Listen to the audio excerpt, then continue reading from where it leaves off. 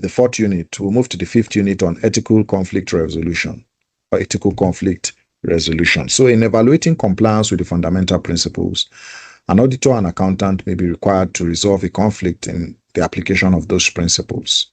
So we need to consider relevant facts of the situation, ethical issues involved, fundamental principles related to the matter, established internal procedures, then alternative course of action. So we need to determine the appropriate course of action, where we choose the action consistent with the fundamental principles, and we're bearing in mind the consequences of each possible course of action. Then we have to consult with appropriate individuals, experienced professionals. If it's unresolved, you need to consult with other appropriate persons within the firm or employing organization. You need to consider consulting also with those charged with governance, board of directors, or the audit committee. Then documentation is also very important. All issues and relevant discussions should be documented about the conflict.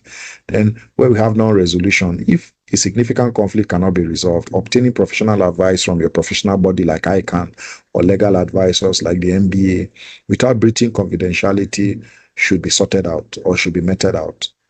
You see, if there are still issues like that are still unresolved, then you need to remain associated. If you should refuse to remain associated with the matter, you need to withdraw from the engagement team, from the specific assignment, the engagement, the firm, or the employing organization. So think of ethical conflict resolution like using a compass in a storm. You see, you check the facts, you identify the issues, you apply the principles, you consider your options, and you choose the right path. So if you're still lost, then consult others. If you can't find the way, then you must leave the ship.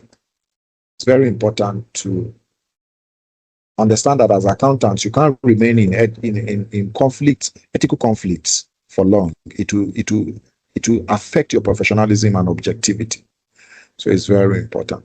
And we have mnemonics here to remember for resolution processes: FEFIA, where the facts and relevant facts, ethical issues where you identify them, then fundamental principles, you apply them, and internal procedures, you consider firm policies, then alternative courses of actions are to be evaluated.